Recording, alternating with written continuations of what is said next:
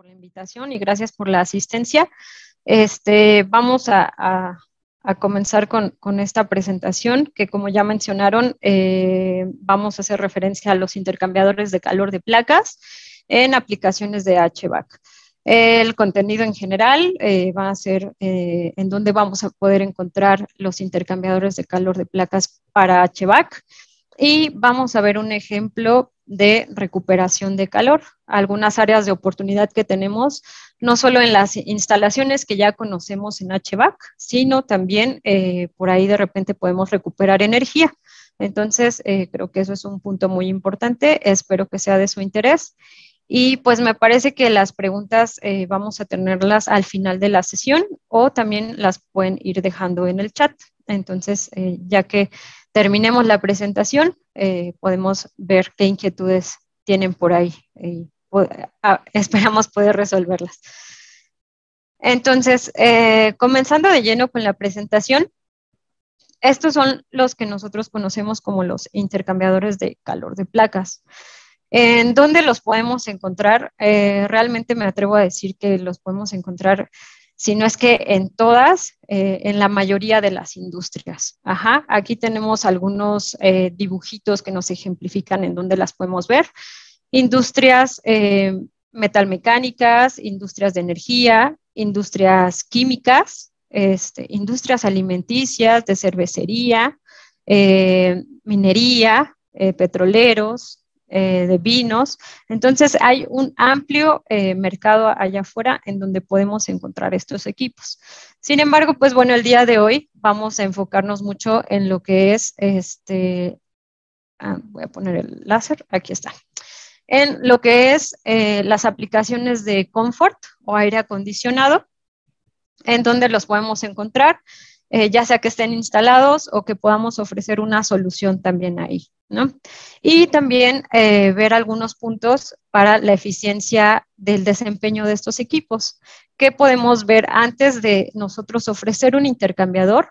Algunos puntos importantes a discutir con su cliente o a revisar en la instalación para que estos equipos sean eficientes, que operen bien, que tengan lo menor posible de paros o que requieran mantenimiento.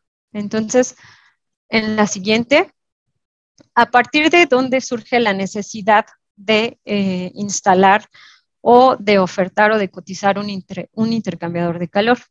Bueno, cuando nosotros queremos enfriar o calentar algo, ahí es donde podemos instalar o ofrecer un intercambiador de calor. Ajá. Si nuestra necesidad es calentar algo, vamos a requerir de un medio de calentamiento. Si nuestra necesidad es enfriar algo, vamos a requerir de un medio de enfriamiento.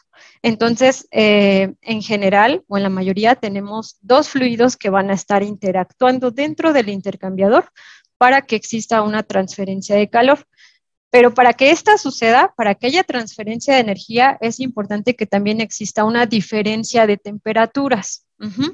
El punto como que más crítico o más cercano de diferencia de temperaturas que puede haber para los equipos de placas es de 1 grado centígrado. Ajá. Entonces, si nosotros tenemos no sé, queremos enfriar agua de 50 grados a 30 grados, por lo menos el medio de enfriamiento debe de estar a 29 grados Celsius para que pueda existir una transferencia de energía.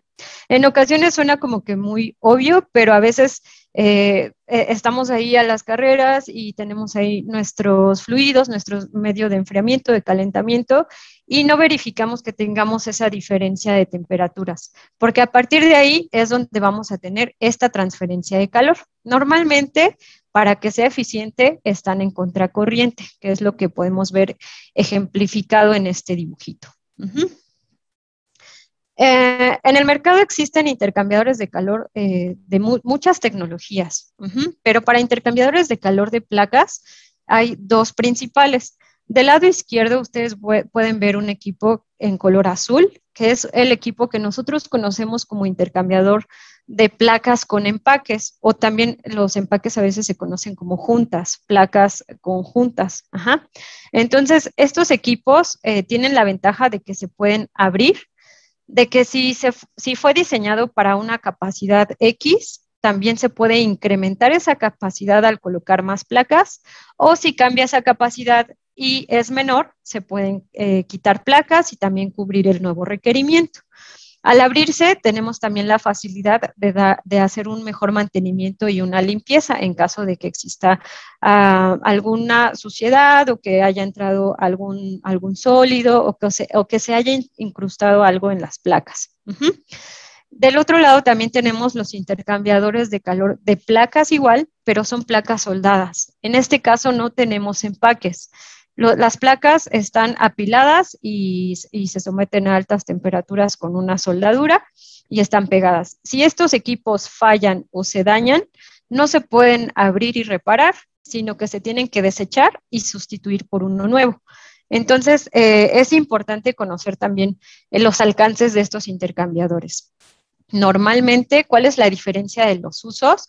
Bueno, los equipos del lado derecho, que son los soldados, normalmente los encontramos en capacidades más pequeñas, y los equipos azules o del lado izquierdo que se pueden abrir en capacidades más grandes o flujos más grandes, ¿no? Porque también son más grandes en dimensiones y más grandes en conexiones. También es importante conocer qué compatibilidad tenemos de los fluidos con los materiales para ver el tipo de mantenimiento o servicio que se requiere para estos intercambiadores. Entonces, estos son los intercambiadores de calor de placas. Tenemos placas con empaques y placas soldadas. A continuación, hablando de que tenemos dos fluidos, uno que tiene más temperatura y uno que tiene menos temperatura, en este video ustedes van a poder visualizar cómo es que opera el intercambiador. Aquí nos están mostrando cómo se abre. El color rojo representa el fluido que está más caliente. En este caso está entrando por la parte superior. Y el líquido frío está representado en color azul, está entrando por la parte inferior. Si se dan cuenta, están interactuando en contracorriente y van alternados, uno en una placa, otro en otra placa. Entonces, así es como sucede la transferencia de calor. Este es un ejemplo que encontramos mucho en HVAC, ¿no? Porque también estos equipos los podemos encontrar con varias secciones, en pasteurizadores y otras aplicaciones. Pero el día de hoy, como estamos hablando de Comfort y HVAC, ese es el ejemplo más común que podemos encontrar: un fluido caliente, un fluido frío y los dos interactuando en las placas.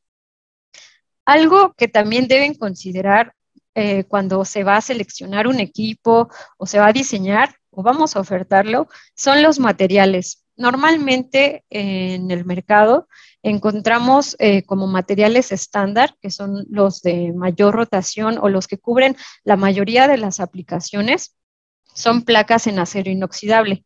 Hay placas en acero inoxidable 304 y 316, son las que más encontramos en el mercado. Y también tenemos empaques. En los equipos que van totalmente soldados, hay equipos soldados con acero inoxidable y equipos soldados con cobre. Entonces, dependiendo la aplicación y, como comenté antes, la compatibilidad del fluido con el material, es el equipo que se selecciona. Mientras que en el equipo de placas con empaques, además de la placa, que puede ser acero inoxidable o también puede ser titanio, o tenemos algunos otros Hastelloy que pueden cubrir otro tipo de aplicaciones, tenemos otro material aquí que son los empaques. Los empaques los pueden encontrar en neopreno, en nitrilo o en etileno. Entonces, eso es otro punto que también puede definir la eficiencia y el desempeño del equipo. Si en alguna solicitud o en alguna aplicación solo vamos a enfriar agua y del otro lado también tenemos agua helada, pero solo pensamos que es agua, nosotros quizá elijamos un 316. Pero si esa agua es agua de mar, ahí el 316 se va a dañar, o el 304. Entonces ahí es importante colocar probablemente un titanio en las placas.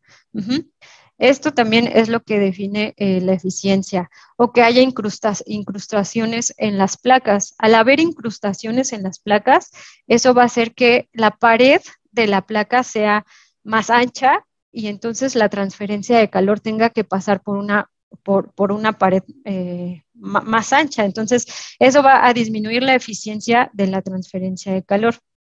Esos son algunos detalles que hay que considerar, ¿no? Si nuestra agua tiene cierta cantidad de carbonatos o sales, hay que verificar todos esos puntos, son importantes. Pero bueno, para el tema del día de hoy, que es HVAC o Comfort, como también se conoce, estos equipos los vamos a encontrar típicamente en aires acondicionados en hoteles, en edificios de oficinas, edificios industriales, hospitales, centros deportivos o viviendas comunitarias. Estos son solo algunos ejemplos, pero es donde podemos encontrar estos equipos y que tienen una necesidad de calentamiento o enfriamiento para proveer a estas instalaciones. Tenemos dos tipos básicos de aplicación de enfriamiento. Puede ser un enfriamiento de distrito, que se conoce como district cooling, o un enfriamiento central, que es como central cooling. District cooling es cuando el equipo solo está trabajando para un solo edificio y central cooling es cuando está trabajando para varios edificios. Adelante tenemos un dibujito que nos ejemplifica mejor estos dos tipos de aplicaciones de enfriamiento. Entonces, ¿en dónde podemos requerir calentamiento o enfriamiento de agua doméstica? Realmente está en todos lados.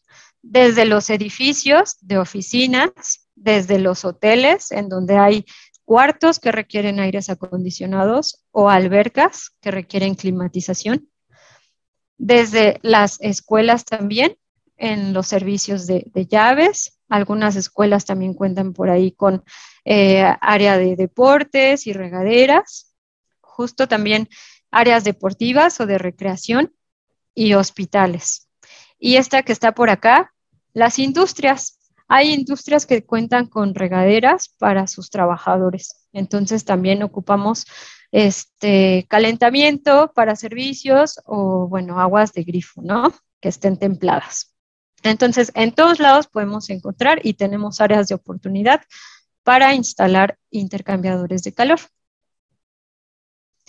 Si nos vamos a detalle a cada punto, este es el que les comentaba como el local o el urbano o district cooling. El enfriamiento local está representado en este caso por esta imagen que vemos aquí a la derecha.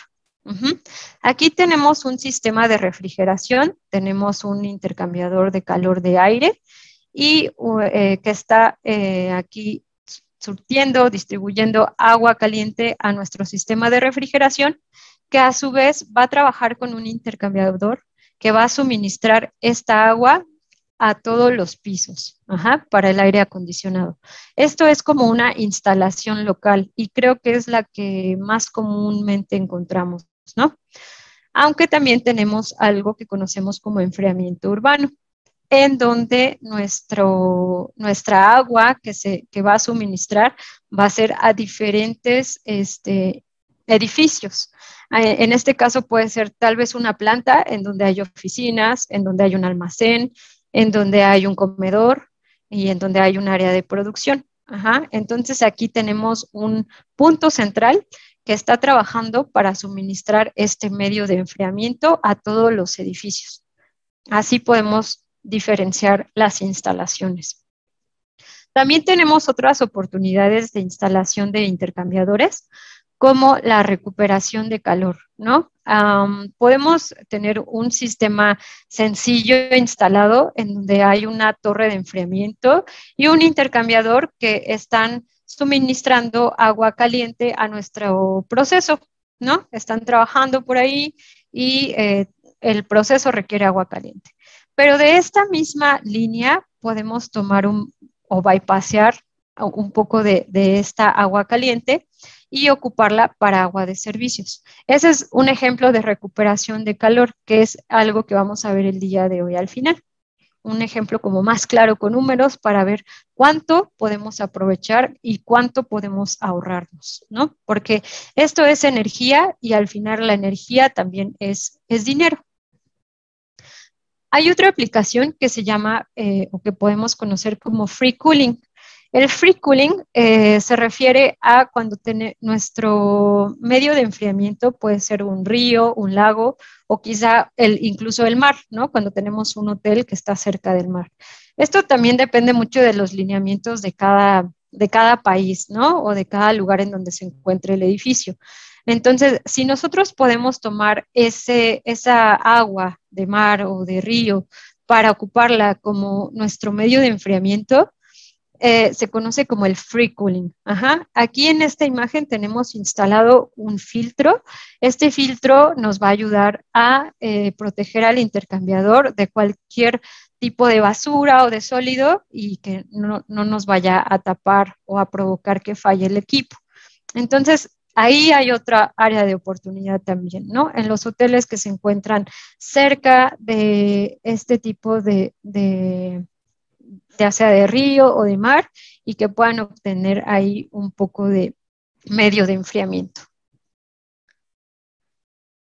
Otro y muy común en lo que es HVAC es el enfriamiento o la climatización de las albercas. Entonces, aquí también hay equipos en donde si la alberca requiere ser climatizada, dependiendo en dónde esté instalada, vamos a tener agua caliente que viene de una caldera y nuestra agua de la alberca va a estar aquí recirculando nuestro equipo.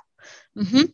Es muy importante también conocer para que nuestro equipo opere de forma eficiente cuánto vamos a estar pasando aquí en la recirculación de este intercambiador. También depende mucho de la concentración de cloros de esta agua, el material que vamos a elegir. Entonces, así es como se va a eficientar el trabajo de nuestro equipo y la transferencia de calor. Otro ejemplo que pueden encontrar es el interceptor de presión. ¿A qué nos referimos con interceptor de presión? Cuando tenemos un edificio muy alto, de varios pisos, en la parte de abajo, normalmente en el cuarto de máquinas, está nuestro sistema de refrigeración, que es el que nos está suministrando toda el agua fría para el aire acondicionado de nuestros cuartos o la caliente. Entonces, si nosotros colocamos un intercambiador de calor a la mitad aproximadamente de este edificio, vamos a ayudar a que la presión que se está ejerciendo en nuestro sistema o en los intercambiadores de abajo sea menor. Ajá. Entonces, aquí vamos a cortar la presión y vamos a ayudar acá a que no llegue tanta. Uh-huh.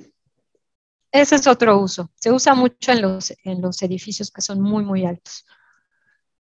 Y bueno, un ejemplo también muy común que tenemos es el de agua de torre. Ya vimos por ahí uno en recuperación de calor, pero aquí ya sin recuperación de calor tenemos igual nuestra torre de enfriamiento, nuestro sistema de refrigeración y un equipo que hace que el agua de la torre de enfriamiento no pase directo a este sistema y que no nos lo vaya a dañar, ya sea por cualquier sólido, cualquier basura que esté entrando en el agua que viene de la torre, o porque el hecho de que sea de agua de torre puede tener también algunos compuestos que puedan dañar nuestras placas. Entonces, al ser solo un equipo el que está soportando o el que está recibiendo esa agua, hace que en caso de que hubiese una falla o un requerimiento de mantenimiento, solo se hace a este equipo y no al sistema que está acá abajo. Ajá, entonces no detenemos como todo el sistema, sino que trabajamos con este equipo que está intermedio. Bien, aterrizando ya en casos reales, en lo que pasa en las industrias, aquí podemos ver en la imagen, estamos observando que está saliendo vapor. Uh-huh. Este normalmente se conoce como el vapor flasheado o el flash steam. Uh-huh. ¿En dónde podemos encontrar este tipo de fugas? ¿no? Este tipo de fugas normalmente es donde ocupan vapor para sus procesos o para sus servicios. En hospitales, en hoteles, en lavanderías, en áreas de procesos de alimento o de manufactura. ¿Por qué sucede este tipo de fugas de vapor en las líneas? Puede ser por una reducción de la presión de vapor o porque la trampa de vapor es de bajo rendimiento. Y aproximadamente podemos tener pérdidas de vapor desde el 10 al 14%, desde 50 hasta 500 kilogramos por hora. Depende mucho de la fuga o de la instalación que tengamos. En ocasiones dicen, bueno, pues es vapor, no pasa nada, ¿no? Pero al final este vapor lleva energía, lleva calor. Y esa energía, recordemos que es dinero, o sea, lo podemos ocupar para otro tipo de aplicaciones. Vamos a ver en qué aplicaciones o cómo podemos recuperar ese vapor que se nos está escapando. Aquí tenemos en esta imagen una instalación de un intercambiador con sus líneas de vapor. Y en el esquema que les estoy presentando es un esquema en donde tenemos un sistema, una línea de vapor que está suministrando por aquí a un hotel, una alberca y a unos edificios, ¿no? Entonces está nuestra caldera que suministra vapor a 133 grados Celsius, hace su trabajo dentro de los edificios, y después sale por acá, está la trampa de vapor, sale el vapor y el condensado a los 133 Celsius, y llega aquí a nuestro separador, ¿no? En donde sale del separador como un condensado, que es un líquido saturado, Después se va al tanque condensador y bueno, regresa. En líneas punteadas tenemos dos intercambiadores de calor que son como una propuesta para recuperar energía. Entonces, si nosotros disponemos aquí, después de la trampa de vapor, de una temperatura de 133 grados Celsius, o aquí más bien, perdón, en el tanque separador, esto es un vapor que está a 104 y lo podemos bajar a 60 o 80 grados, lo podemos ocupar para calentar agua para un servicio, ¿no? Para unas regaderas o para un área de proceso en donde se requiere agua caliente. Entonces, esto es si bypassamos un poco de este vapor. De este lado, en donde tenemos condensado, disponemos de ese condensado a 104 grados Celsius, el cual podemos regresar aquí a la línea a una menor temperatura y ocuparlo también para llevar un agua a una mayor temperatura del otro lado. Entonces, por ahí comenzamos con la inquietud, ¿no? De que tenemos una línea de vapor en donde está circulando alta temperatura y si hay un flasheo, podemos ocupar esa energía.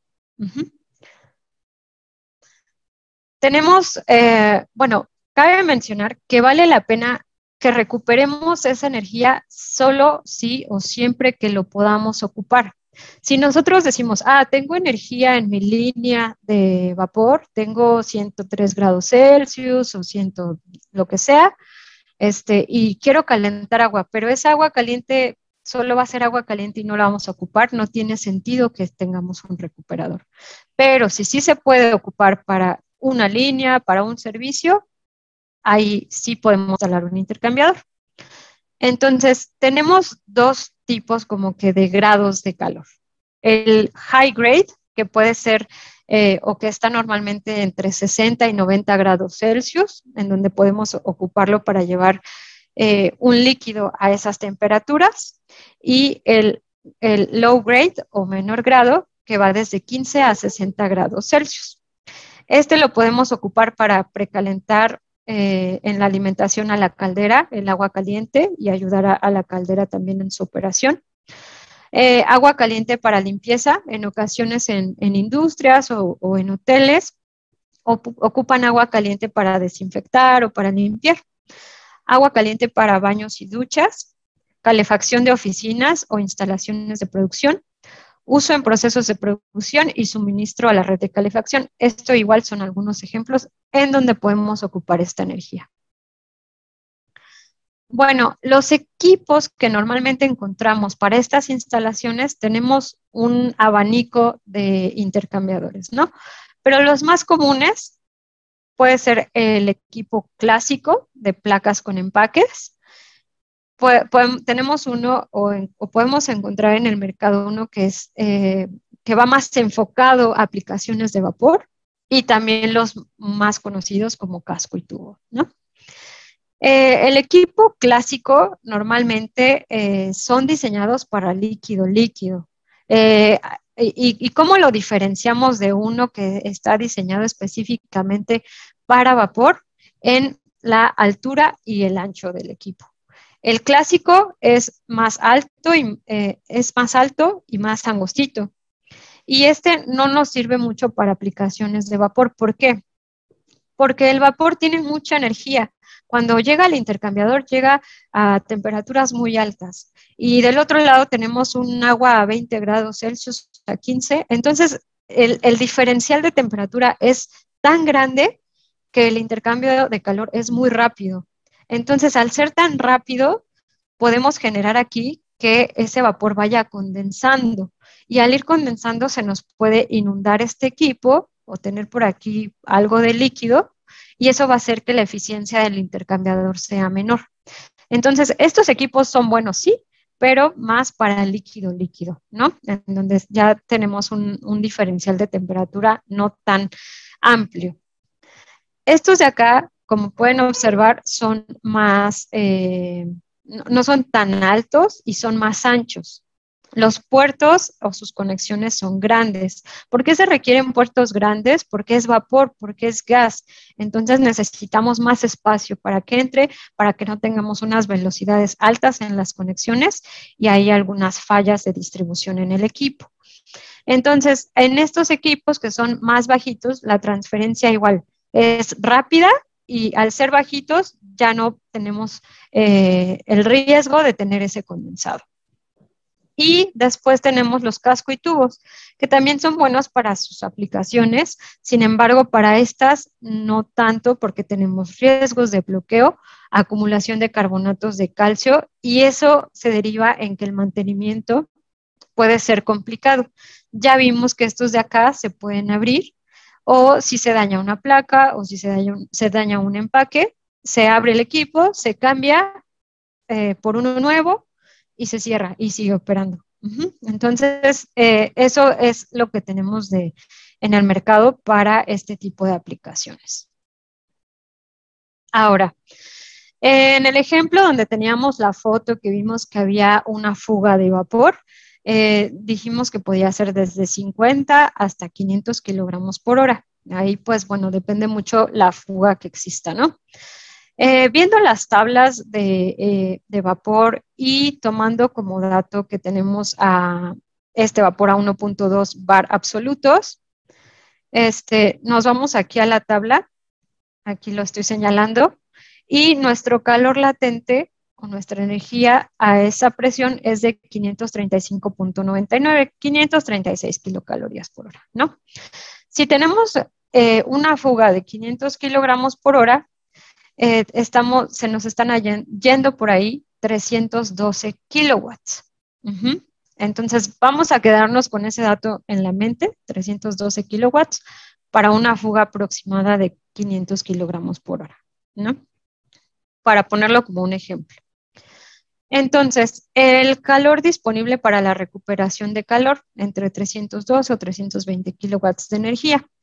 Si nuestro equipo está operando 12 horas al día, 30 días al mes, o sea, todo un mes, entonces el equipo en total está operando 300 horas al mes. Asumiendo, aquí depende también mucho del lugar, del país, de donde se encuentren, un costo de gas natural de 0.03 euros por kilowatt. Entonces tenemos aquí los 320 kilowatts que calculamos por este caudal. El tiempo operativo, 360 horas al mes y el costo por kilowatt. Entonces, en esa fuga de 500 kilogramos por hora, se nos están yendo 3.456 euros al mes. Eh, Tenemos los intercambiadores de placas. ¿De qué va a depender el intercambiador de placas? El tamaño, el número de placas, de los kilowatts o del caudal que va a pasar. Entonces, aquí hay una tablita que tomamos por ahí de una literatura, en donde vienen diferentes casos de caudales que se están fugando. Para cada caudal viene un equipo con diferentes números de placas. Entonces, obviamente, entre más flujo tenemos, más área requerimos. Y un costo estimado, ¿no? Entonces, para un caso como este, de 500 kilogramos por hora de fuga, podemos tener un retorno de inversión si nosotros colocamos ahí un intercambiador de placas de aproximadamente 4 o 5 meses, que es como el costo, si el costo del intercambiador fuera de 15,000 euros, ¿no? Depende mucho la marca, depende mucho el tamaño, depende mucho el proveedor, pero ya no estaríamos dejando ir ese dinero, sino que lo podríamos aprovechar en algo más. Entonces, ¿cómo podemos empezar a generar inquietud con sus clientes o cuando ustedes visiten, que vayan a visitar a un cliente o que vayan a visitar una instalación y que digan, bueno, a mí me gustaría tal vez ver la posibilidad de instalar un intercambiador y que usted no esté perdiendo dinero por una fuga de vapor? Entonces, para ver la posibilidad de instalar un intercambiador y recuperar esa energía, pueden comenzar preguntando esto. Preguntarle a su cliente, ¿usted utiliza vapor en su proceso de fabricación? Ah, sí. Bueno, palomita. Entonces ahí ya podemos empezar a hacer las demás preguntas. ¿Cuántas calderas tiene instaladas? Tal vez solo tiene una, pero eso al final implica una línea de vapor. ¿Qué marca es su caldera y cuántos años tiene instalada? ¿Qué presión y qué capacidad tiene su caldera?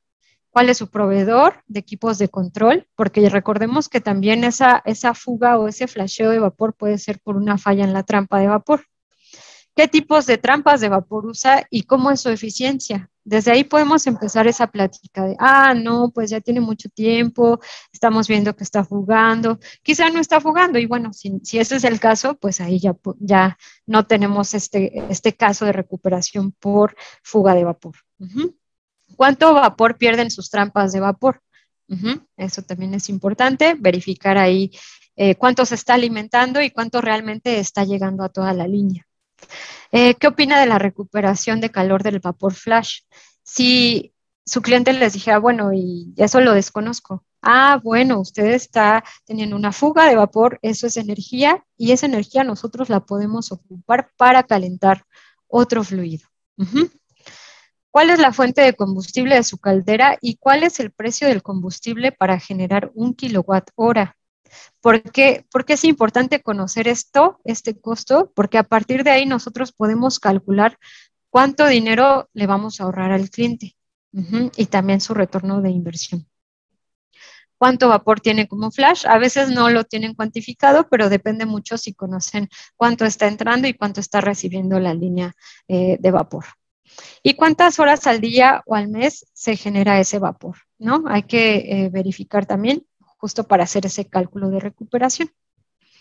Entonces, ya vimos que tenemos diferentes tipos de instalaciones de HVAC y también instalaciones para procesos alimenticios o de manufactura, en donde en algún punto se requiere un medio de calentamiento.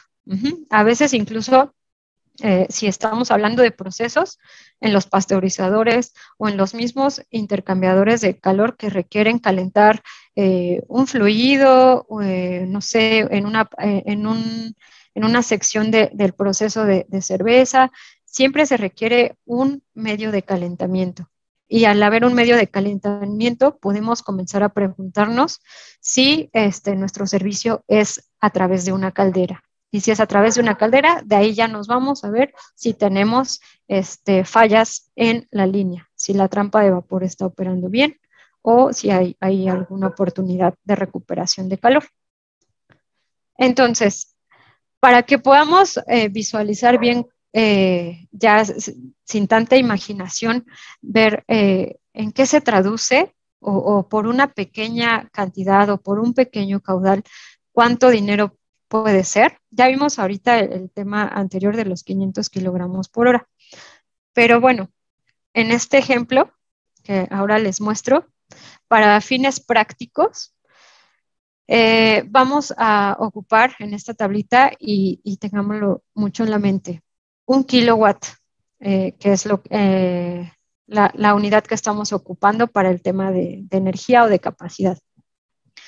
1 kilowatt usado por hora.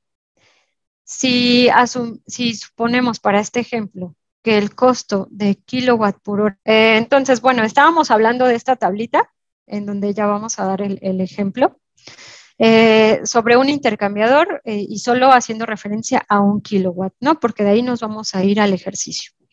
Entonces, si este equipo trabaja 8 horas al día, vamos a estar por cada kilowatt, vamos a estar pagando 0.8 euros. Si el equipo solo trabaja 20 días al mes, no los 30 días, por cada kilowatt estamos pagando 16 euros. Y si el equipo no trabaja todo el año, vamos a poner que solo 6 meses, ¿no? Solo para ejemplo ahorita. Entonces, por cada kilowatt que nosotros nos ahorremos, ocupemos, vamos a estar ahorrando 96 euros. Ahora, veamos qué pasa en una instalación que podemos encontrar en cierta fábrica, ¿no?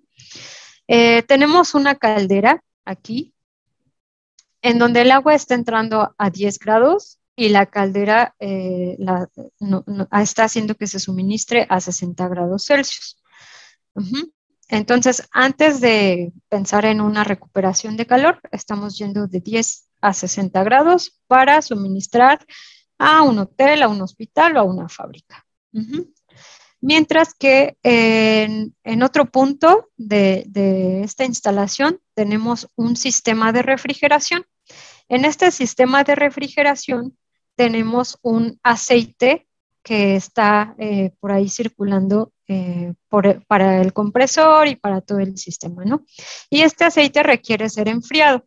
Entonces, para este ejemplo tenemos que va a ser enfriado de 37 grados a 31 grados Celsius. Para este enfriamiento ocupamos un intercambiador de calor en donde el medio de enfriamiento es agua que viene de una torre de enfriamiento, en donde entra a 29 y sale a 35 y regresa aquí a la torre de enfriamiento y bueno, así es como está la instalación. Nosotros en este ejemplo tenemos una oportunidad de recuperación de calor. ¿Cómo? De la siguiente manera. Si yo doy clic, aquí nosotros podemos instalar un intercambiador intermedio entre estas dos áreas y podemos ayudar a la eficiencia de nuestra torre y nuestra caldera. ¿Esto cómo puede pasar? Entonces, si nuestra agua antes de entrar a la caldera a 10 grados se va a un intercambiador para que salga a 30 grados, o sea, vamos a precalentar el agua, aquí vamos a ayudar a la caldera. Mientras que del lado de la torre de enfriamiento, el agua que está retornando, en vez de que regrese a la torre a 35, pueda regresar a 31 o 34, también le vamos a ayudar mucho a la eficiencia y al trabajo de esta torre de enfriamiento. Nosotros podemos bypassear 5, 10, 20 metros cúbicos por hora y algo similar de este lado, ¿no? 10, 20, 40 metros cúbicos por hora. Y aquí vamos a tener esta transferencia, vamos a precalentar el agua y aquí la vamos a preenfriar. Entonces le vamos a ayudar a los dos, ¿no?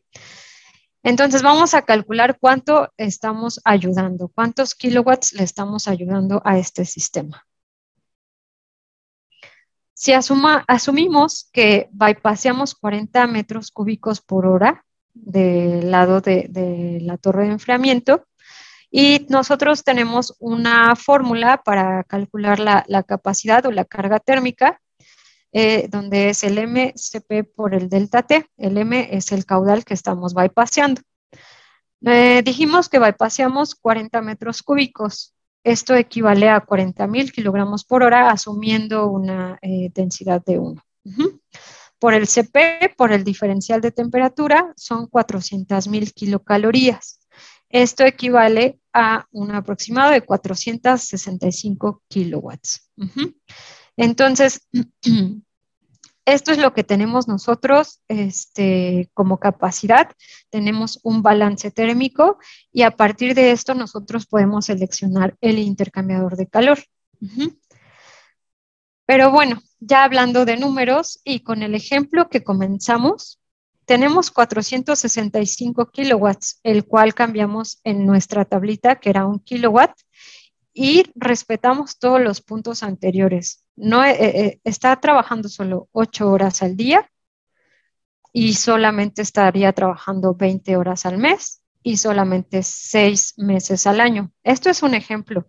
Entonces, si costara 0.1 euros el kilowatt, estaríamos con 465 kilowatts ahorrándonos o recuperando 44,640 euros. Un equipo de esta capacidad, un intercambiador de placas, no tiene este costo. O sea, el costo yo creo que puede ser tal vez a lo mucho la mitad o una tercera parte. Entonces el retorno de inversión sería en menos de un año. Y esto es cuando el equipo trabaja solo la mitad del año. Si el equipo trabajara todos los 365 días, entonces ahí sí tendríamos también una cantidad mayor, ¿no? de ahorro. Entonces, bueno, esta es lo que les dejo yo como una pequeña inquietud, una pequeña necesidad que ustedes puedan ver con sus clientes, que puedan ver la posibilidad de recuperar esa energía, de aprovechar esa energía, como mencionamos, si podemos utilizarla o quizá nos la podemos ahorrar en nuestras líneas para las regaderas o así, déjenle esta inquietud a su cliente. Verifiquemos cómo está funcionando sus líneas de producción y sus líneas de vapor. Y ahí es como nosotros podemos colocar uno de estos equipos y ahorrar, evitar fugas de energía o de dinero. Pues bueno, por mi parte es todo. Voy aquí a verificar la ventana que tenemos para ver si tenemos por ahí algunas inquietudes. No sé si tengan algunas dudas. Parece que aquí tenemos en el chat. A ver, a los participantes los invitamos a que en este momento hagan sus consultas a través del chat, que ya está abierto. Ok. Ese balance de energía, ¿para qué fluido era? Son para agua. Esto es de Santiago. Buenas tardes. Sí, bueno, aquí en la presentación les coloqué que es el agua antes de entrar a la caldera y el agua antes de regresar a la torre de enfriamiento. Entonces, ahorita solo para agua hicimos ese ejemplo. Podemos tener tal vez algunos otros fluidos, pero bueno, para fines prácticos de la presentación del día de hoy, colocamos agua en ambos lados, que es lo que está trabajando en las dos instalaciones. Recomendaciones de tratamiento de agua. Ay, perdón. A ver, voy a hacer más grande mi ventana. En una red de circuito cerrado de agua caliente a 80. A ver si es esto. Una red de circuito cerrado. Bueno, en ese caso y para el tema de los intercambiadores, si es un circuito cerrado, o sea, no estamos hablando de un agua que viene de torre de enfriamiento, es más sencillo de trabajar en los equipos. Algo que les puedo compartir de estos intercambiadores de calor y que van a encontrar mucho, en ocasiones dicen su cliente o ustedes mismos como inquietud, bueno, yo quiero sustituir un equipo de tubo y coraza por uno de placas y empaques, ¿no? o de placas soldadas. Entonces, al momento de hacer la selección del intercambiador, el equipo tiene mucho menos área que el que ya está instalado. Entonces, se vuelve más sencillo el tema ahí del agua, si es un circuito cerrado, porque la forma o el diseño de estos equipos es para que la caída de presión o la turbulencia que se genera dentro de las placas sea alta y esto haga que la eficiencia de la transferencia de calor sea mejor. Ajá, entonces aquí con que tengas un agua, no sé, potable estándar, yo creo que no hay gran problema para estos equipos.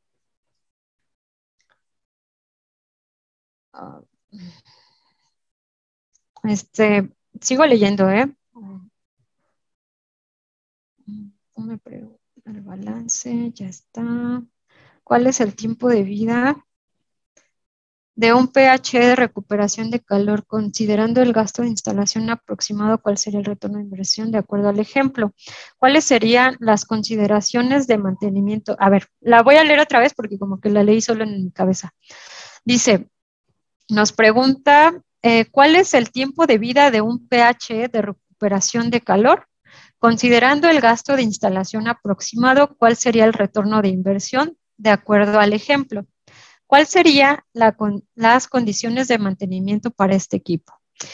Tiempos de vida, no hay como un parámetro específico. Para este ejemplo que dimos ahorita, agua a agua, tenemos instalaciones de equipos, que llevan 10, 20 años, ¿no? Sin embargo, eso no quiere decir que, como están operando bien, ahí los dejamos olvidados y mientras me dé el agua o la temperatura que requiero está bien, ¿no? Creo que algo que hay que considerar siempre es que tengamos los mantenimientos preventivos antes de que pueda suceder algún daño. Los tiempos de vida dependen mucho de qué fluidos estén pasando. Por eso la importancia y lo que mencioné al inicio de que conozcamos qué tan compatible es el fluido con el material de las placas y los empaques. Si dejamos de lado que traen cloros, que traen carbonatos o que trae algún otro compuesto nuestro fluido, al momento de operar, esto se puede reflejar en incrustaciones o en daños a las placas, en alguna fuga, ya sea del empaque, o sea, esa fuga en el empaque puede ser fuga externa o un daño a la placa y esa fuga va a ser interna y vamos a tener una mezcla de fluidos. Entonces, depende mucho de eso, pero los equipos para estas tecnologías de placas con empaques te duran muchísimo, o sea, no hay un número en específico. También el hecho de que puedas abrirlos y cambiar una placa dañada a un empaque dañado, que no es muy común en estas instalaciones que vimos el día de hoy, hace que los equipos te duren demasiado. Las consideraciones de mantenimiento, si son líquido, yo creo que más que nada estar monitoreando las caídas de presión. Si nuestra caída de presión bajo las condiciones en las que fue diseñado el equipo aumentan, probablemente tengamos una incrustación. Una incrustación que nos está disminuyendo el espacio entre las placas y está haciendo que la caída de presión aumente, o cuando ya nuestras temperaturas no están saliendo igual. Entonces, si monitoreamos eso, ya podemos comenzar a ver si requerimos abrir el equipo o solo hacer una limpieza con un zip.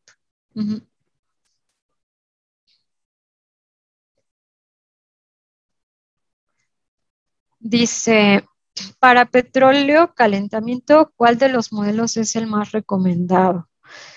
Bueno, aquí estamos hablando de otras aplicaciones, ya aplicaciones de refinería. Entonces, en estos casos y en casos en donde ya tenemos fluidos de otro perfil, llamémosle quizá más peligrosos para el tema de los materiales, ¿no? ¿Qué es lo que requerimos? Los equipos pueden ser quizá los mismos, pero hay diferentes tecnologías. Hoy solo vimos para agua, en donde tenemos estos intercambiadores de placas con empaques, pero hay diferentes modalidades de estos mismos equipos. Hay equipos que tienen un espacio entre placa más amplio y esto nos sirve para fluidos más viscosos. No solo contamos con materiales de 316 o 304 titanio, igual les comentaba que hay algunas otras aleaciones o Hastelloy que son compatibles con este tipo de fluidos.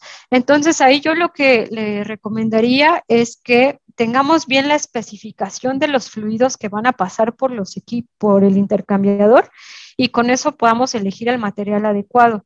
También algo que es muy importante, y eso en todas las instalaciones, es que compartamos o que preguntemos a nuestro cliente si tenemos alguna limitante en la caída de presión, ¿no? Ahí la bomba que va a estar alimentando al intercambiador, cuánta caída de presión disponible tenemos.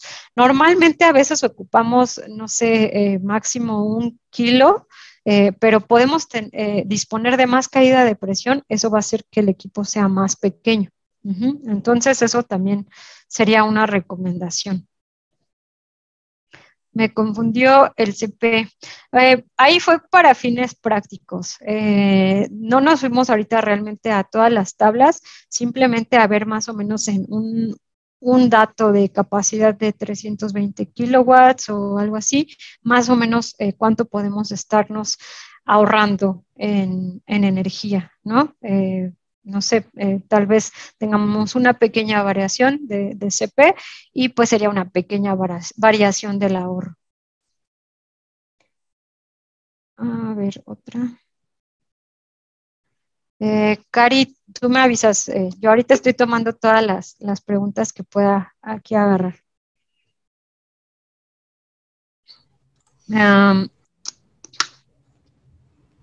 En un realidad hotel. tenemos cantidad Sí, perdón. bastante grande de preguntas. Creo que podemos responder unas 4 preguntas más al azar, si le parece bien, ingeniera. Perfecto. Más bien, vamos a hacer una cosa interesante. Me parece que iban de parte de Alfa Laval también a compartir un número de contacto. Nosotros vamos a enviar una comunicación, un mailing a todos los participantes después de este evento, el día lunes. Entonces ahí les podemos hacer llegar también algunos contactos para aquellos que tengan algún proyecto o alguna consulta técnica acerca de los intercambiadores. Me parece perfecto. Ok, entonces, sí, voy a tomar algunas otras, unas 4 preguntas más. Listo. Ok, vale. Por acá pregunta, ¿podría trabajar el intercambiador con amoníaco?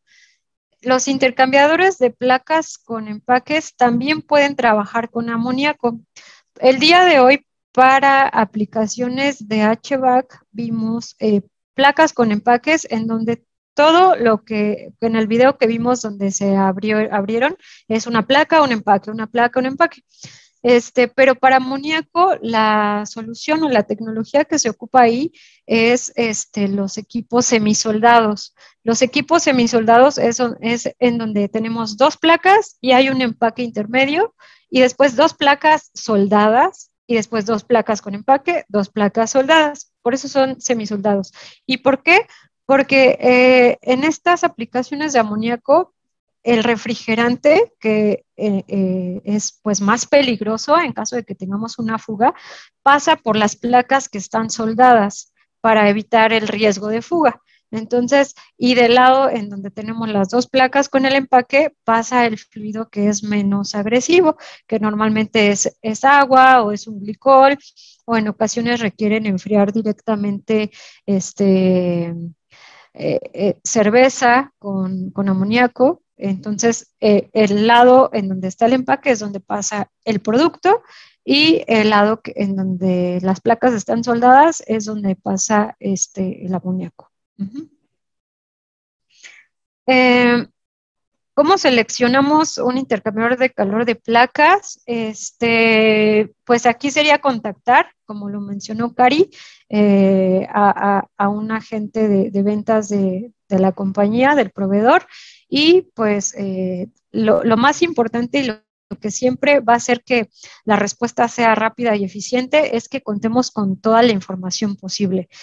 La que es por default necesaria es que conozcamos fluido frío, fluido caliente, capacidad del equipo, temperaturas iniciales y finales. A veces no nos dan la capacidad y nos dan el caudal de uno de los fluidos, entonces con eso se puede ir calculando.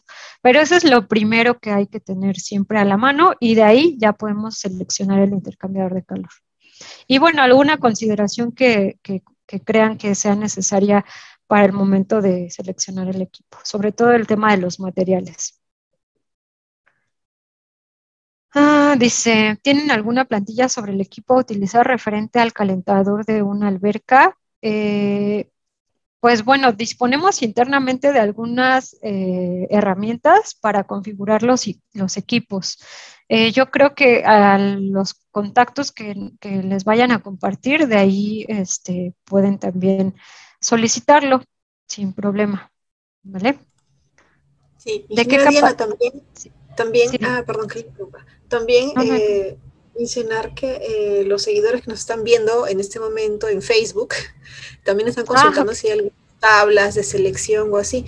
Entonces, algún material también que pudiera añadirse lo vamos a estar compartiendo también este lunes por el correo.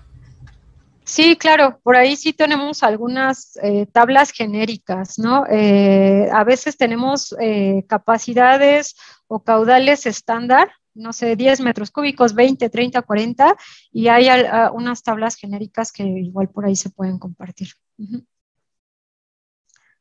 Ok, ah, dice aquí, nos pueden compartir las diapositivas. Yo creo, Cari, estarían enviando por ahí el material, ¿verdad? Sí, sí, sí, todo se les va a enviar junto. Uh-huh. Ok, perfecto. ¿Tienen distribuidores locales? Sí los hay. Y bueno, igual también con los contactos que les compartan posterior a la sesión del día de hoy, dependiendo en dónde se encuentren ustedes, se les puede canalizar con un distribuidor. En general hay pues en toda Latinoamérica. Ok. Dice, ¿con qué líquidos se pueden limpiar los intercambiadores de calor, los sólidos, cuando se obstruyen sus placas de fabricación? Ahí nosotros contamos con sistemas de limpieza para CIP. Depende mucho el tipo de incrustación que haya. Entonces, lo que se solicita es ver qué fluidos están pasando y verificar qué tipo de incrustación hay en el intercambiador y bueno, así que pueda pasar por medio de un zip y ya que quede limpio sin necesidad de abrir el intercambiador. Entonces, es más que nada el tema de una charla y ver el perfil de la instalación que se tiene. Ujú. Se puede usar para fluidos no newtonianos. De hecho, sí, porque los intercambiadores, hoy vimos industriales, pero también hay intercambiadores que se conocen como sanitarios o alimenticios y ahí trabajan. Esa no es mi área, pero yo he visto con mis compañeros con aplicaciones de shampoo, de mermelada, ese tipo de fluidos que tienen un comportamiento diferente. Entonces, sí, también trabajan con esos. Mm, ay, estoy bajando así al azar. De todas maneras, pues ahí están, ¿no? Van a estar los contactos. Dice, los intercambiadores de placas, aparte de usar agua, también se pueden usar en glicol y salmuera. Claro que sí. Acá es muy importante especificar el porcentaje de glicol. Si el glicol se va a enfriar con refrigerante, solo verificar que no vaya a haber por ahí una alerta de congelamiento, que suele suceder. Si hay alertas de congelamiento, se estaría formando hielo en la placa y eso también, en vez de ser un ensuciamiento o una incrustación, ahora sería hielo y eso también baja la eficiencia del intercambiador. Entonces, solo tener una concentración de glicol que no se congele y en salmuera ver también la concentración para verificar el material. Muchas veces ahí ocupamos titanio. Ah, ay, Dios mío. Pues no sé, ¿está bien, Cari, o me echo la última? A ver, ingeniera, Creo que cerramos con esta consulta que la hizo un participante, un seguidor de Facebook, el señor Enzo Vizcardo. A ver, dice, en el caso que requiera reemplazar un intercambiador de calor en un chiller que trabaja con refrigerantes R134, ¿qué datos tengo que adquirir para poder seleccionar o diseñar un intercambiador de calor? Súper. Sí, bueno, al ser un chiller, me imagino que es agua o tal vez glicol. Entonces, lo que necesitamos ahí es temperatura inicial y final, ya sea del agua o del glicol. Y del R134, conocer cuál es su temperatura de evaporación. En general, para los chillers ocupamos evaporadores en expansión directa. Ahí yo solo le pediría confirmar si sí ese es el sistema, expansión directa, o porque también tenemos la opción del inundado, pero me parece que en general son expansión directa. Entonces, en resumen, temperatura inicial y final del agua, temperatura de evaporación del R134 y toneladas de refrigeración que se requieren que cubra este intercambiador. Con eso ya podemos diseñar un equipo. Perfecto, listo, ingeniera. Cerramos entonces ahí las preguntas. Sabemos que hay muchas más consultas de los participantes. Sí, el tema ha despertado mucha curiosidad y muchas consultas. Vamos a compartir este lunes a todos los que se hayan inscrito. Les vamos a compartir por mail, bueno, las PPTs y también unos números de contacto para aquellos que, aquellos que tengan algún proyecto o alguna consulta técnica la puedan hacer, ¿no? Puedan canalizar sus consultas. De igual manera, agradecemos, ingeniera Diana, por su participación, brillante su exposición, muy claro todo. No, gracias. Estamos muy contentos y, bueno, invitamos al Falabal que que siga participando de estos eventos de la hora de la climatización. Nosotros desarrollamos estos programas 2 veces al mes a lo largo del año para poder, contribuir con esta capacitación constante de tanto técnicos e ingenieros que nos siguen, ¿no?, en este programa. Muchas gracias, ingeniera, por su participación nuevamente. Esperamos podamos contar con usted más adelante también para otra presentación. Claro que sí, con mucho gusto. Gracias por la invitación. Listo. Igualmente a todos los participantes, muchas gracias por haberse tomado también este tiempo para seguir capacitándose, seguir entrenando y adquirir nuevos conocimientos, ¿no? Es muy valiosa esta participación de cada uno de ustedes. Nosotros gustosos de colaborar a través de estos eventos, hacerles llegar también la información, las PPTs y todo el material cuanto podamos conseguir también para ustedes, ¿no? Lo hacemos con mucho gusto. Muchas gracias entonces a todos los participantes, ingeniera, y a todos en general, que tengan buenas noches.